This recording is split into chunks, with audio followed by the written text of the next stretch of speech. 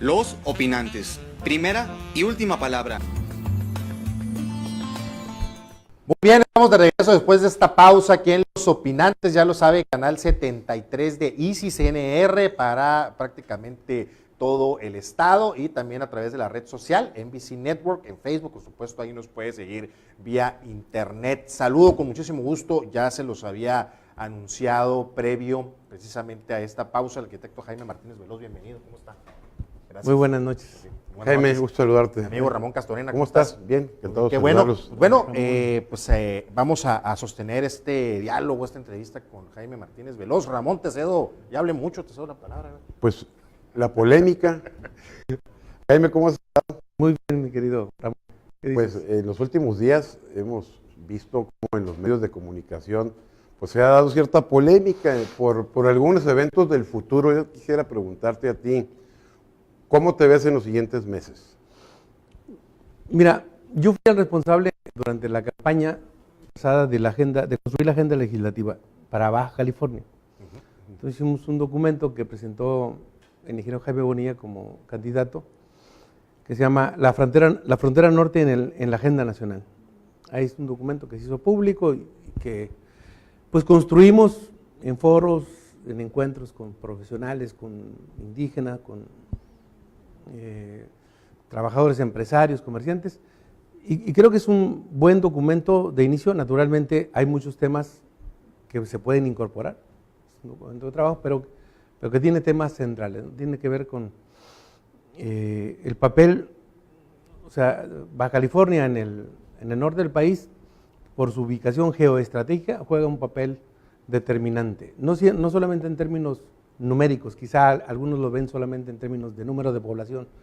No, su ubicación geoestratégica, la posibilidad de la vinculación con el Pacífico y el Oriente, su vinculación con Estados Unidos, el conjunto de riquezas que tiene nuestro estado, pues lo hacen que sea un lugar, un territorio pues bastante importante, que por desgracia en mucho tiempo se le ha visto como algo muy lejano del centro. En la agenda legislativa pudiéramos pensar en la disminución del IVA, de una frontera con zona libre en el norte. ¿Es parte de la temática? Es parte de la temática. Primero ha sido un viejo reclamo de los Baja Californianos.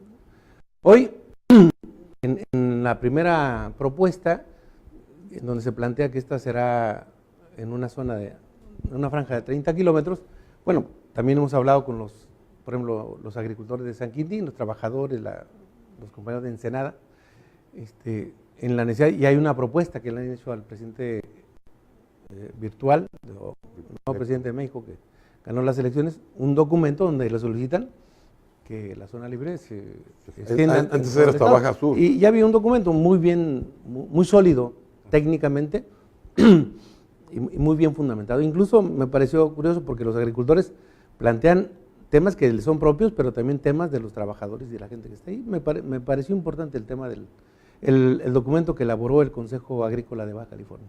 Hablando de demandas añejas, arquitecto, varios de los candidatos, precisamente durante la campaña, hablando de la coalición que encabezó Morena, el propio Andrés Manuel López Obrador, en las veces que tuvo oportunidad de visitar Baja California, habló del tema de la tarifa eléctrica, que en el caso de Mexicali, pues por eso le digo, hablando de demandas añejas, ¿qué planteamiento habría ahí legislativamente hablando? Mira, existe el reclamo. Ajá. Pero naturalmente, por ejemplo, en el tema energético tenemos que hacer una valoración del conjunto de factores que intervienen en el Estado en materia energética. A ver, somos un Estado que, por ejemplo, en la época de Fox se otorgaron 5 permisos para instalar 5 plantas regasificadoras. Fíjense, 5 plantas regasificadoras en el Océano Pacífico, nada más se instaló una, ¿verdad? Pero Fox entregó 5 permisos. Y además también otorgó 5 permisos para instalar 5 plantas de generación eléctrica de exportación. Nada más hay 2. En la Rosita. En la Rosita, hay 2 de esas 5. Entonces, la generación de energía eléctrica de exportación que se produce en Mexicali es más barata en Estados Unidos que las tarifas que tiene Mexicali. Entonces, En la terminal de gas natural licuado que se aprobó para que se instalara en Sempra, dejó de ser negocio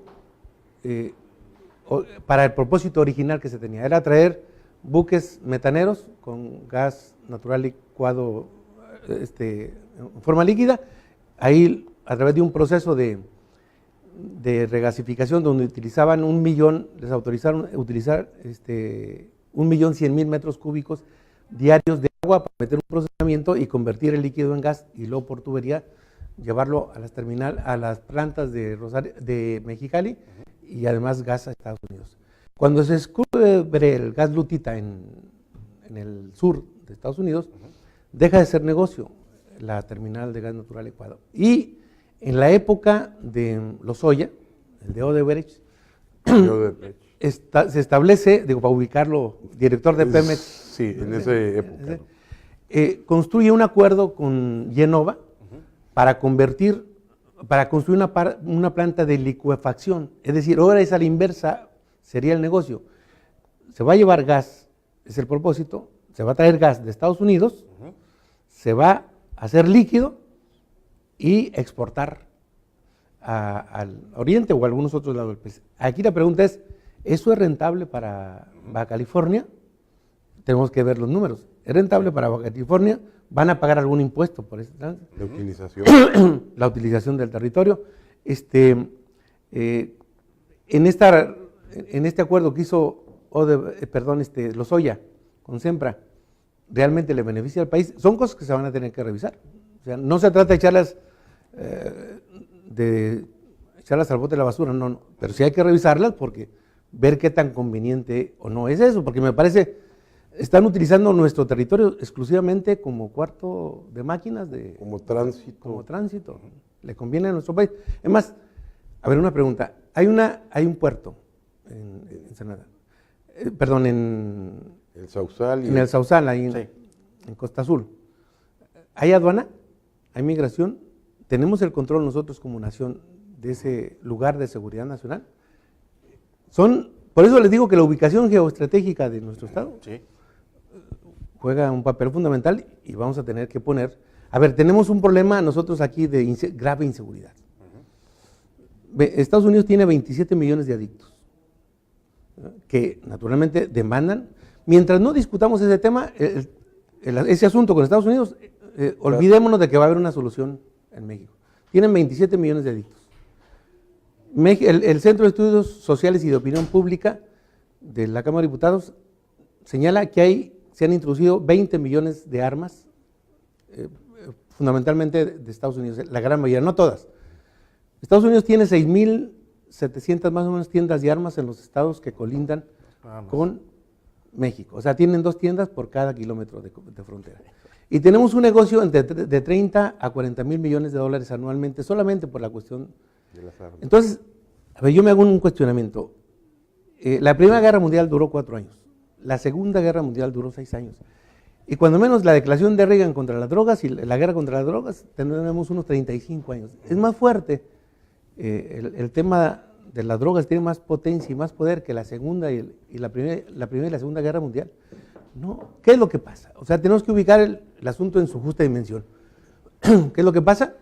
Que no ha habido guerra contra las drogas, ha habido una guerra por el control del mercado de las drogas. Y así tenemos que ubicarlo. Y Estados Unidos pone las armas, los adictos, el dinero y nosotros ponemos los muertos. Es un mal negocio, ¿no? Es un mal negocio, es un asunto que vamos a tener que tratar y donde naturalmente Baja California juega un papel fundamental. Y en el caso de Baja California, arquitecto, ahorita que mencionaba este tema, ¿qué providencias o qué medidas se tendrán que tomar? Porque en el caso, por ejemplo, de la marihuana, pues en California ya se legalizó y nosotros acá no hicimos nada, ¿no? A ver, la ministra, la exministra ahora propuesta para secretaria de Gobernación, ha formulado un planteamiento interesante sobre discutir el tema de abiertamente. O sea, ¿nos conviene o no que los opiáceos, o sea, qué es lo que está pasando en Guerrero, por ejemplo? A ver, eso tiene que ver un poco con el modelo económico que se empezó a implementar en nuestro país desde el 82 a la fecha. O sea, se fue retirando el apoyo al campo, decían que se retiraba porque había corrupción y había clientelismo y eso era paternalismo. Entonces, quienes criticaban el apoyo al campo, se quita el apoyo al campo y ¿a dónde va ahora? El paternalismo sigue, nada más que cambió de dirección. Lo que iba antes al campo, hoy va para los banqueros a través del IPAP y del FOBAPROA, ¿no? O sea, anualmente, los bancos los vendimos en 13,000 millones de dólares y les hemos entregado 110,000 millones de dólares para rescatarlos los mexicanos y les debemos otra parte igual. O sea, el Estado mexicano asume como propio los quebrantos de los privados. Entonces, ¿y quién sustituyó al Ban Rural en el campo? ¿El Chapo o el Triste realidad. o el narco en turno? ¿no? Sí. Entonces, yo sí creo que los jóvenes que van a... No son jóvenes, no son narcotraficantes, aunque los ubiquen como... Son jóvenes que quieren tener un recurso para su escuela. Entonces, yo creo, y a eso agrégale que se entregó una cantidad criminal de concesiones mineras. Mira, hasta el año 94 se habían entregado en México 1 millón de hectáreas a la minería. Con Cedillo empieza a crecer y Cedillo entrega en 6 años lo que se había entregado en 60 y tantos. Después entra Fox y entrega 8 millones de hectáreas. Y entra Calderón y entrega 24 millones de hectáreas. Entre Fox y Calderón entregaron 32 millones de hectáreas a la minería. Eso, junto con la entrega en forma ilegal del puerto Lázaro Cárdenas y de Manzanillo a los chinos, o sea, el de Lázaro Cárdenas, por ejemplo, se entregó en el 2004, una licitación, participaron 3 empresas, una mexicana, una china y una norteamericana. Gana la mexicana, pero esa empresa a los 30 días le entrega la concesión a los chinos, lo mismo que le habían entregado en Manzanillo. Entonces, la empresa Hutchinson Gamboa controla los puertos del Pacífico y la minería, o sea, la entrega de 1,5 millones de hectáreas en Michoacán, por ejemplo, junto con el puerto de Lázaro Cárdenas, detona el crecimiento y fortalece el crimen organizado. Entonces, hay un crecimiento paralelo un fortalecimiento entre el crimen organizado, no el narcotráfico, sino en el conjunto de cosas, y la entrega de los puertos y la entrega de la minería. Igual en Guerrero, en Jalisco, en Colima, vemos que hay una gran actividad minera y hoy la actividad minera se ha convertido en un insumo de apoyo logístico al crimen organizado. Incluso te voy a decir, a ver, es tan grande la producción que tenemos en materia minera que en el año 2016 y 2017 se produjo más oro que en los 300 años de la colonia. En los 300 años de la colonia se produjeron 182 toneladas de oro. Y en el 2016 y 2017 se produjeron más de 200 toneladas de oro. En México. En México, ¿sí? ¿Y ese oro dónde es? Y fíjate, y otra cosa, si tú dijeras, bueno, eso está produciendo riqueza, desarrollo, pues bueno, ¿verdad? Pero resulta que con Fox, cuando estaban Fox en el Senado aprueban, firmaron un convenio con Canadá que toca concretarlo y lo firma Calderón con Canadá, que se llama para evitar la doble tributación del impuesto sobre la renta. Resulta que por ejemplo, en el 2014 el valor de la producción minera que dicen las empresas, porque ni siquiera el Estado tiene el control de lo que producimos. O sea, la Auditoría Superior de la Federación te dice que la Secretaría de Economía, quien debe tener el control de la producción, no la tiene. Entonces, tenemos nosotros los datos que te dan las empresas. Son 260,000 millones de pesos el valor de la producción en el 2014. De esos 260,000, en México quedaron 3,000 millones de pesos, que es el 1.16%. Es negocio para México. Y agrégale a otra cosa, los propios empresarios canadienses han reconocido públicamente y lo han declarado que tienen relación con el crimen organizado. Pues naturalmente, otro dato también, entre el 2000 y 2015 se entregaron 27,000, casi 28,000 concesiones mineras. De esas, solamente 287 tienen manifestación de impacto ambiental. Es decir, el 99%, te dice la Auditoría Superior de la Federación, de la minería en México está fuera del marco normativo. Entonces, pues tenemos este país hecho pedazos. Es una No, la de San anarquía. Felipe, ¿no? San Felipe es un ejemplo. ¿A dónde utilizan cianuro, mercurio, y los mantos acuíferos se ven afectados y por debajo corren para todos lados? Arquitecto, y por ejemplo, te refieres a la Auditoría Superior de la Federación. Yo he estado viendo los informes de resultados cada año y a lo más que llegan es a hacer el informe de resultados en la Cámara y de manera interna a través de su Contraloría llega nada más a los procesos resarcitorios. Pero no conocemos que, por ejemplo, esas deficiencias que conoce el revisor de las cuentas, que es la Cámara, hasta ahí llegan, porque eso es parte de la nueva filosofía, de la nueva reforma que se plantea en la siguiente administración. O sea, vamos a ver, en verdad que la rendición de cuentas tiene un efecto en responsabilidades administrativas y penales, o nada más administrativas, porque pues, todo el mundo se excusa en la administrativa. Mira, el país estaba diseñado para eso, ha estado diseñado para eso. O sea, todo lo que es, los partidos que se convirtieron, los partidos dejaron de representar a los ciudadanos.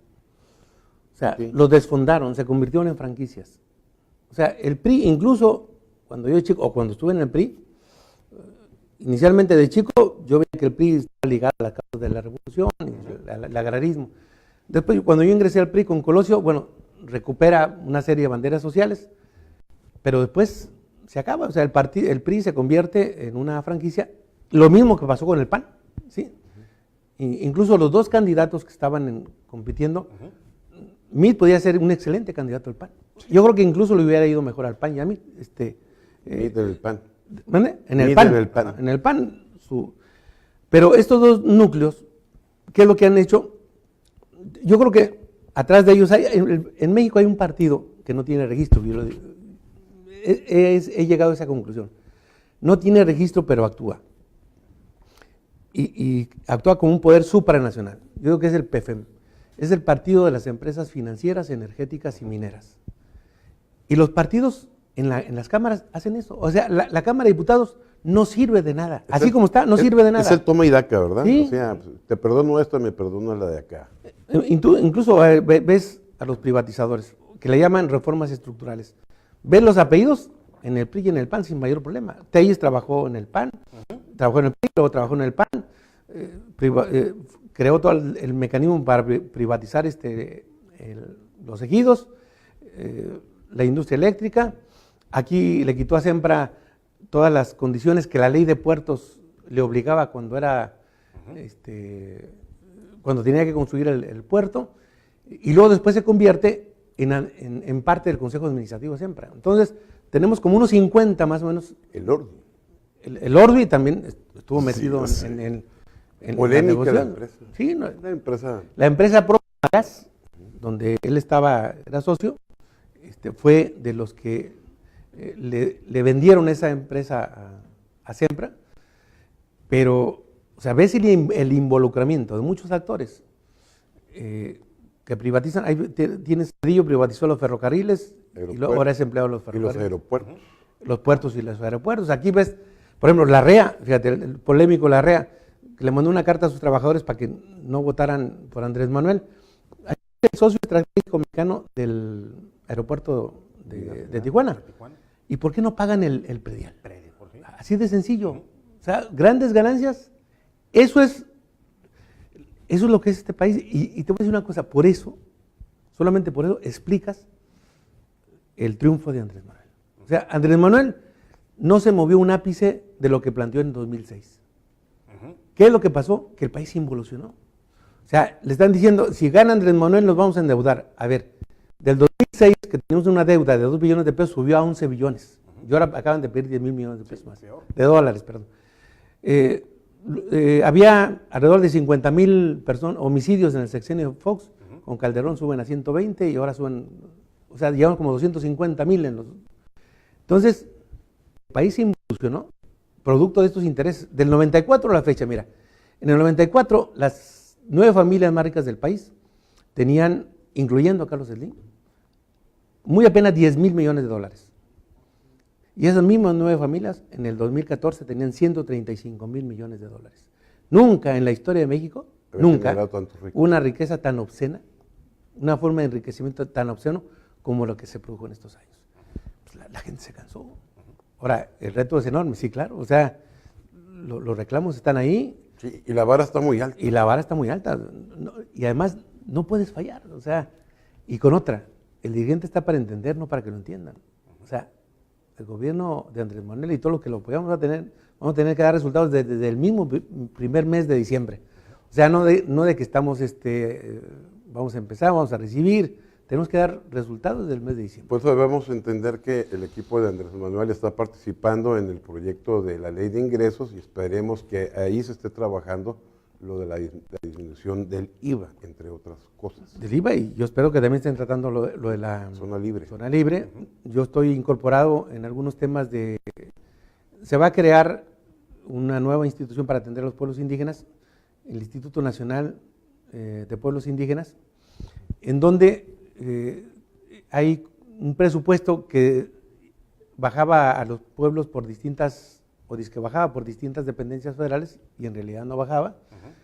Entonces, estamos trabajando para dar resultados inmediatamente, haciendo un diagnóstico estado por estado, ¿no? Y hablando de estado por estado, Baja California, que estado. pues, cuando empezamos pregunté por la polémica y ese le dejamos de lado. ¿Aspiraciones? A ver, ¿Tú has dicho algo? te voy a decir, están abiertas todas las posibilidades para poder participar.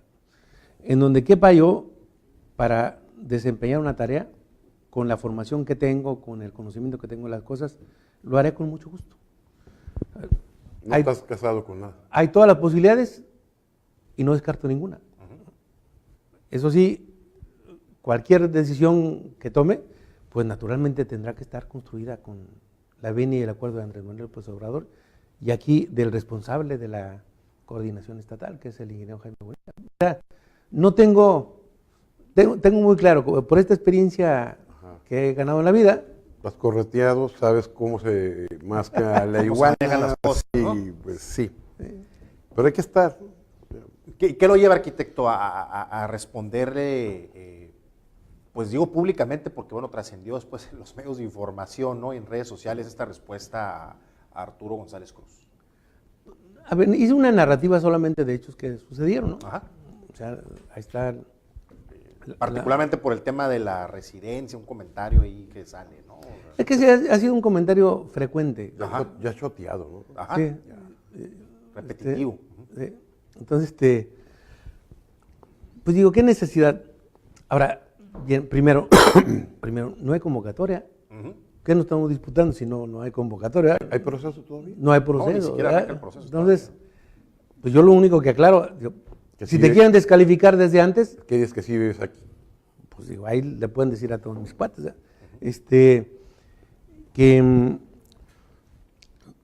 Pero además otra cosa, yo hago una precisión ahí y ya está.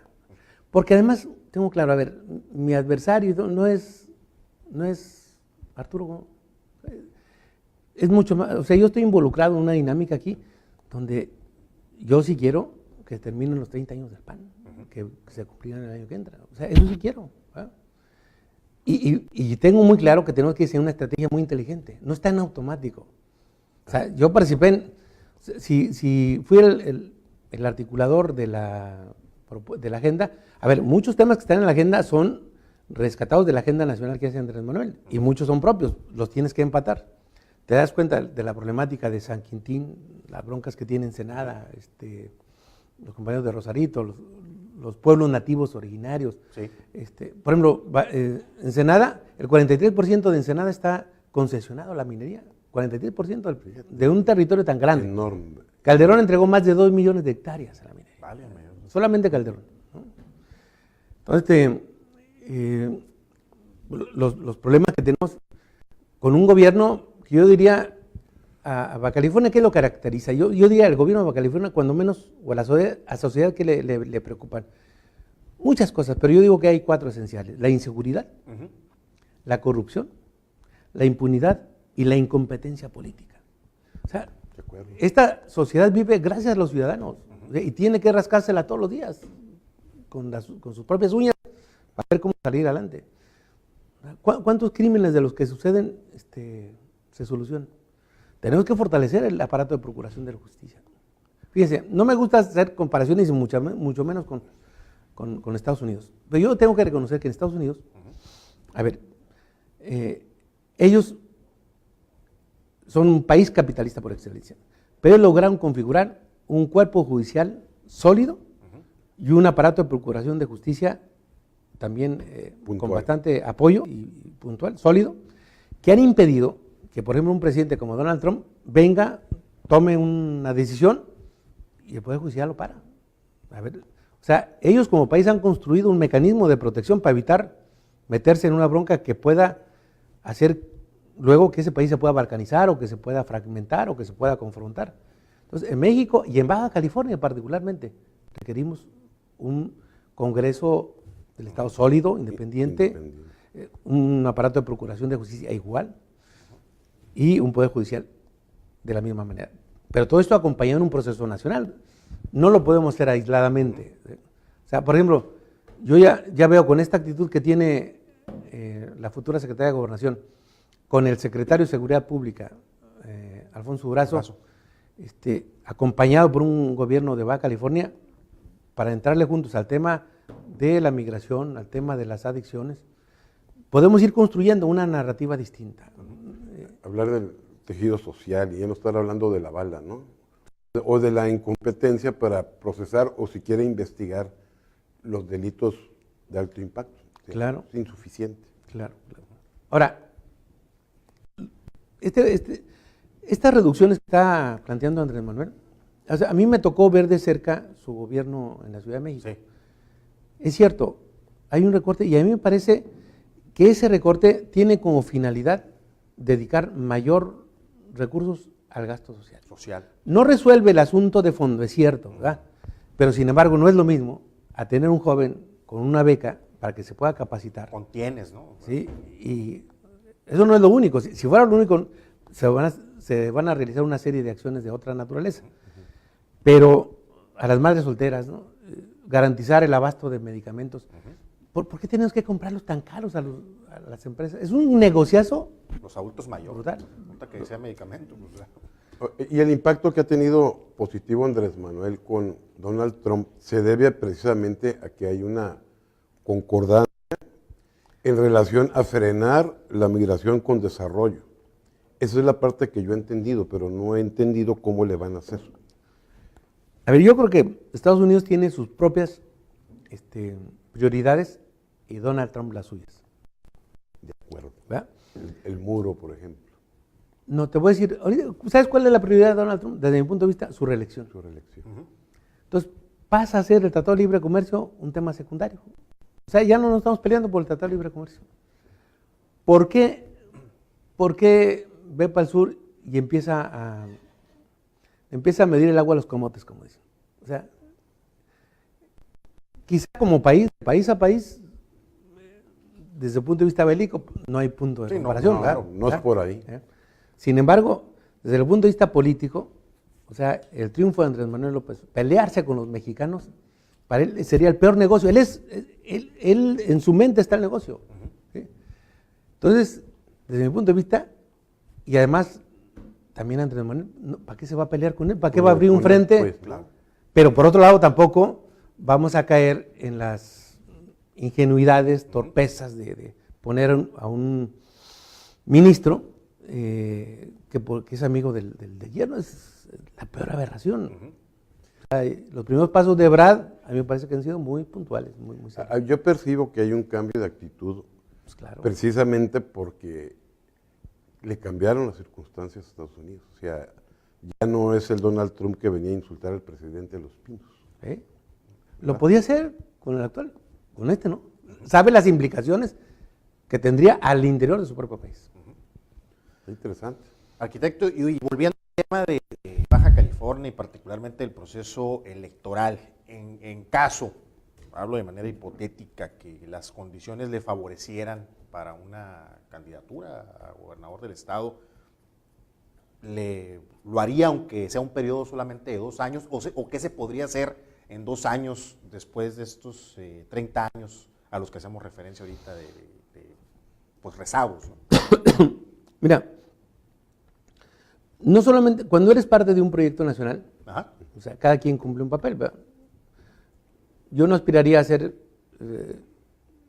candidato a gobernador por 2 años y decir, esta es mi vida y este es mi proyecto.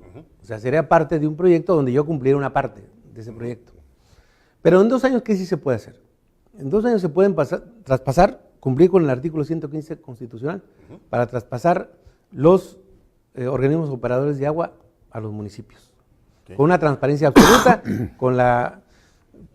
bajo el escrutinio público de colegios de contadores, de la sociedad, para que sea con transparencia. Es que los municipios no están en condiciones, sí, claro, así como están, no, pero los organismos operadores de agua, como el caso de Tijuana, tienen un presupuesto similar al del ayuntamiento, o quizá, y con muy pocas obligaciones.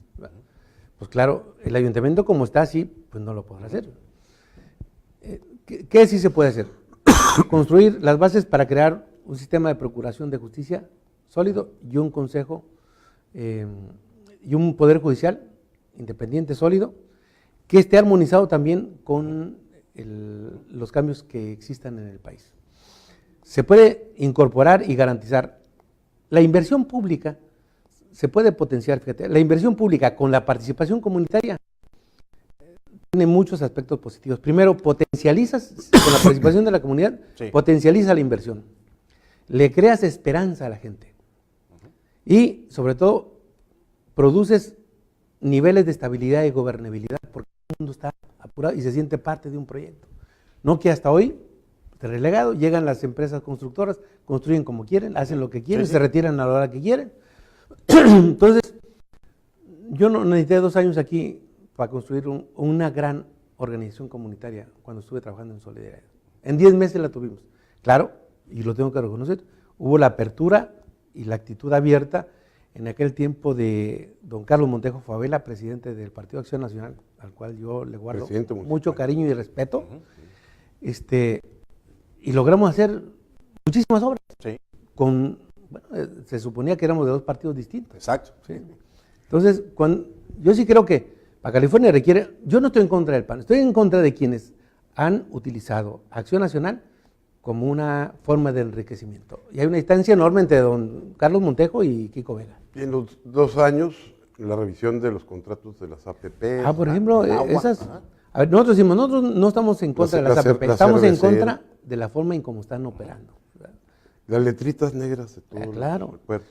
O sea, la deuda es pública y las ganancias son privadas. O sea, esta desaladora de Rosarito se tiene que revisar. ¿Cómo vas a encampanar a 37 años de gobierno a consumirle agua a una empresa que tú eres el garante de su crédito y donde además en estos momentos ni siquiera la requerimos? A ver, la discusión sobre las desaladoras ha sido de propaganda política, de publicidad. No ha estado el Colegio de la Frontera Norte, no han estado los técnicos, los especialistas, no ha habido debate, es la ofensiva. Ha sido político. Pero estuvo la sociedad, que fue lo que detonó el 2017. De la del agua. Claro. Sí. Claro. Ese es un antecedente. O sea, la gente se ha movilizado, ¿no? Y logramos que no se reemplacara a río revuelto, ¿no? Pero ha sido la movilización. ¿Y qué es lo que ellos, los que tienen el poder, qué es lo que hacen? Hay la movilización, ceden un poco, ven que la gente se desgasta. Pero se les olvidó. Y ellos vuelven. Y la gente vuelve. Y hoy les cobraron en el 2018 que no se haga Kiko Vega, A él le cobraron la factura. Hoy que se quiere montar en el tema del IVA, de la reducción del IVA, a ver, yo le propondría, pusieron un anuncio, se López Obradoriza, pues qué bueno, a ver, que nos enseñe su plan de austeridad, que no viva en una casa donde el gobierno se la esté pagando. La casa de gobierno. La casa de gobierno. Le pagan el gobierno le paga hasta el papel del baño, para su vida privada. Que se rebaje los sueldos en los términos que Andrés Manuel lo dijo y que eso se reinvierta. Yo ahí sí estaría, entonces, señor gobernador, estoy viendo que habla en serio. Pero qué casualidad, ¿no? Él es bueno para abordar los barcos, ¿verdad? Por ejemplo, yo nunca lo había visto con la inquietud de la disminución del IVA. Me tocó también el año pasado cuando los terremotos en Oaxaca, que no puso una gota de agua y se tomó la foto en el barco, ¿no? Y es bueno para subirse. Pero yo creo que lo que se le subió a Kiko Vega en este gobierno fue le cobraron efectivamente la factura. Ya nos está diciendo producción que estamos en tiempo, arquitecto Jaime Martínez Veloz. Es más Usted le tocó, digo, ha estado inmerso en diversos procesos electorales en Baja California. El último que yo me acuerdo fue 2006, candidato a senador de la República. Ahorita con las condiciones que estamos hablando, el resultado de esta elección en el 2018, las manifestaciones a las que hacemos referencia en la capital del estado, ¿es más exigente ya el pueblo de Baja California, pensando en la elección del 2019 y en quien asuma el próximo cargo de gobernador? Mira, siempre ha sido exigente. El problema es que en muchas ocasiones no había, el control de la información estaba centralizada. Por ejemplo, sí. Era imposible que ustedes tuvieran en el 2006 incluso, era imposible que ustedes tuvieran un estudio como este, sí. o que la gente tuviera acceso a las redes. Hoy se ha democratizado, se ha ampliado el espectro de información y eso ha jugado un papel muy importante. Siguen existiendo los grandes consorcios, Televisa, pero hoy no, la verdad del pueblo no es la que dice Televisa, ¿no? La gente se va informando. Las redes te sirven para todo, sí, a veces, pero le han servido al pueblo también para decir su verdad. Entonces, esa exigencia se está pasando a hacer una exigencia de una exigencia individual a una exigencia más colectiva, Sí. más vigilante. Hoy te pueden tomar una foto, si estás en estado inconveniente o haces algo indebido, también si haces algo pues provechoso. Hoy se pueden difundir distintas informaciones. Si la información que se difunde es falsa, pues habrá gente que diga, usted está haciendo Fake news. fake news. Es decir, hoy hay una apertura, hay un escenario distinto en donde la sociedad, siendo igual de exigente, hoy tiene otros medios que antes no tenía. Y eso es lo que está haciendo una correlación de fuerzas, está cambiando la correlación de fuerzas. Entonces, hoy, y eso tenemos que cambiar la narrativa de las campañas. Yo les diría, a ver, ustedes me hablan de lo de aquí, de Baja California. Yo qué diría, a ver, ¿por qué no hacemos transparente todas las cosas? Hacemos las campañas, ¿por qué no cambiamos la narrativa de las campañas? Una de ellas, no podemos hacer campaña con los mismos métodos, no podemos, a ver, aquí a trasmano, yo soy tu amigo y tú dices una cosa como si yo la dijera, pero no la digo tú para que la digas tú, entonces,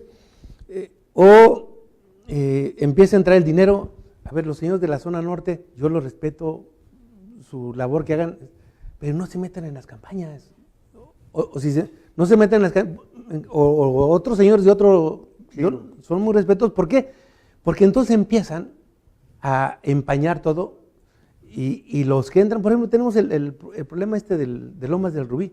Sí. O sea, un problema que técnicamente se tiene que resolver, hay responsables, pues resulta que no hay nadie que diga quién es responsable. Ni el Poder Judicial, ni el gobernador, ni el presidente municipal, se hacen patos. Por eso les digo que una de las cosas que atraviesa Baja California es la incompetencia. No hay carajos quien se haga cargo de un problema. Si les dices que endulcen una taza de café, ni siquiera la pueden. Yo digo que serían incapaces. O sea, el tema de Lomas del Rubí es la gente que está viviendo ahí en condiciones pésimas. Bueno, o sea, se debe haber hecho un estudio de mecánica de suelos. Hay un responsable, se debe haber aprovechado el proyecto. Bueno, pero entran los que tienen los grandes terrenos, financian tras mano a las campañas y luego después se hacen compromisos. Te cobran el favor. Y entonces hoy no hay responsables y la gente está viviendo ahí afuera. Entonces yo creo que hay que cambiar la narrativa de las campañas y decirles, a ver, todos, ¿por qué se ha suscitado todo esto, de lo que me preguntas? Pues por eso, porque están ahí. Yo digo, a ver, no me descarto a ninguna posibilidad, Sí. no ando promoviéndome para nada, pero si me tocan, yo respondo. Eso que ni les quede la menor duda. Y no mando a través de otra gente, yo soy el que firmo y respondo. Ahora, sí me cuesta trabajo, te voy a decir porque, a ver, yo traigo metida entre ceja, quijada y oreja hacer un programa de desarrollo regional para San Quintín, que es una vieja demanda. Sí. Estamos logrando conjuntar ahí los esfuerzos de los jornaleros, de los agricultores. Es todo un trabajo, un esfuerzo. Y entonces te tienes que estar destinado en algo de veras que a mí me parece poco trascendente, pues. Es como estar quitando el tiempo. Esperemos que salga la convocatoria. Ya, ¿para qué nos adelantamos? Tiempos, ¿no? Puede ser que yo participe ahí. O sea, lo que sí creo, lo que sí estoy convencido, así como sé lo que no tengo, sé lo que tengo. O sea, tengo una formación política sólida que me permite estar encarando cualquier tema en este estado. Y en el país, yo lo conocí. Sí. Además, Pero yo decidí quedarme aquí. Por eso cada vez que me dicen, ¿dónde ir residencia? Bueno, y si no la tengo un departamento, siempre les digo, y he vivido en el mismo departamento. A ver, pero yo disfruto la ciudad, yo decidí quedarme aquí, o quién carajo me va a dar permiso para que yo viva aquí. Ellos, porque, o sea, la gente del dinero es la que dice, la que supone que por el dinero controla algunos medios de comunicación, salen algunos, te descalifican. No, pues ya, a ver, ustedes han sido buenos quizás para hacer negocio, yo soy bueno para hacer política. Y cuando se metan a mi terreno van a encontrar respuesta. Mejor ni se metan conmigo, ¿verdad? Muy bien. ahí está. Puntual. Arquitecto Jaime Martínez Veloso, gracias. Un saludarte, Jaime. Estamos en contacto. Ramón No, Castorena. A tus órdenes. Gracias, pues ya compañero. se nos acabó el tiempo. Gracias por haber estado en una emisión más de Los Opinantes. Lo esperamos, por supuesto, la próxima semana. Buenas noches, hasta la próxima.